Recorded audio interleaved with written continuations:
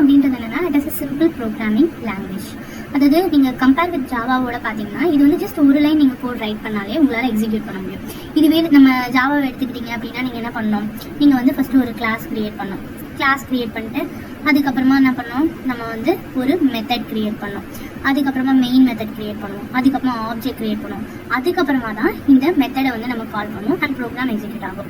கரெக்டா? பட் ஆனால் இந்த பைத்தான் பொறுத்த வரைக்கும் ஜஸ்ட் நீங்கள் டேரெக்டாக எதையாவது பிரிண்ட் பண்ணணும் அப்படின்னு நினச்சிங்கன்னா பிரிண்ட் அப்படின்றதுக்குள்ள நீங்கள் பாஸ் பண்ணிங்கன்னா அது உங்களுக்கு பிரிண்ட் பண்ணி கொடுத்துரும். சரிங்களா? அப்போ கம்பேர் வித் ஜாவா பைத்தான்றது ரொம்பவே ஈஸியான ப்ரோக்ராமிங் லாங்குவேஜ். அண்ட் நெக்ஸ்ட் பார்த்தீங்கன்னா இது வந்து ஒரு பிளாட்ஃபார்ம் இண்டிபெண்டன்ட். பிளாட்ஃபார்ம் இண்டிபெண்டன்ட் அப்படின்னா என்னன்னா இந்த ப்ரோக்ராமிங் லாங்குவேஜ் எல்லா ஆப்ரேட்டிங் சிஸ்டம்லையும் சப்போர்ட் ஆகும்.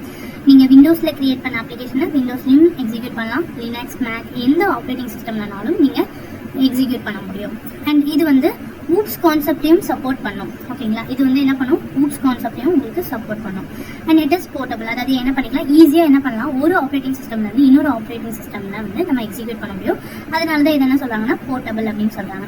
And it is a open source. நீங்கள் எந்த ஒரு பேமெண்ட்டும் பண்ண வேணாம்னா நீங்கள் பைத்தான் ஈஸியாக டவுன்லோட் பண்ணிக்கலாம் ஃப்ரீ ஆஃப் காஸ்ட்டில். ஓகேங்களா? ஸோ நெக்ஸ்ட் வந்து பைத்தானில் என்னென்ன ஃபீச்சர்ஸ் இருக்குது. ஸோ அது வந்து நம்ம சிம்பிளாக ஈஸியாக அண்டர்ஸ்டாண்ட் பண்ண முடியும், நம்ம ஈஸியாக கோட் பண்ண முடியும். செகண்ட் வந்து பிளாட்ஃபார்ம் இண்டிபெண்டன்ட். எந்த ஆப்ரேட்டிங் சிஸ்டம்லனாலும் நம்ம என்ன பண்ணிக்கலாம், நம்ம வந்து எக்ஸிக்யூட் பண்ணிக்க முடியும். And it is a open source, free of காஸ்ட்டில் யூஸ் பண்ணிக்கலாம். And it is a more secure one. இது வந்து portable. And finally dynamically type. What is dynamically type? Dynamically type அப்படின்னா என்னன்னா, இப்போது எக்ஸாம்பிளுக்கு ஜாவா எடுத்துக்கோங்க. ஜாவாவில் வந்து ஒரு டேட்டாவை வந்து நீங்கள் ஸ்டோர் பண்ணணும் அப்படின்னு வச்சுக்கோங்க.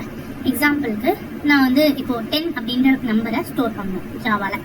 அப்போ ஃபர்ஸ்ட் ஆஃப் ஆல் நான் என்ன பண்ணணும், அது என்ன டேட்டா டைப் அப்படின்றத மென்ஷன் பண்ணணும். ஓகேங்களா?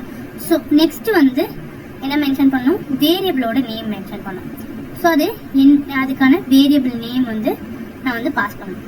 அதுக்கப்புறமா தான் வந்து என்ன பண்ண முடியும், அந்த வேல்யூவை நான் 10 அப்படின்றத கொடுக்க முடியும். ஓகேங்களா? ஸோ அப்போ இதுதான் வந்து ஜாவாவில் நம்ம இது பண்ணுறது.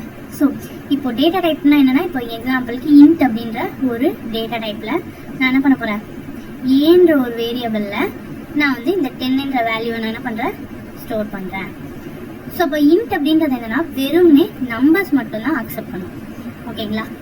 ஸோ இதுவே வந்து பைத்தானை பொறுத்த வரைக்கும் நீங்கள் எப்படி வந்து வேல்யூஸ் பாஸ் பண்ணுவீங்க அப்படின்னா, நீங்கள் ஜஸ்ட் டைரெக்டாக ஏ ஈக்குவல்ஸ் டு 10 அப்படின்றத நீங்கள் என்ன பண்ணுவீங்க, பாஸ் பண்ணுவீங்க.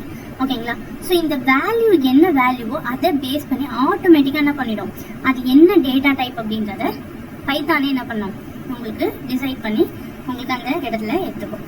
எக்ஸாம்பிளுக்கு நான் இங்கே 10 கொடுத்துருக்கேன்.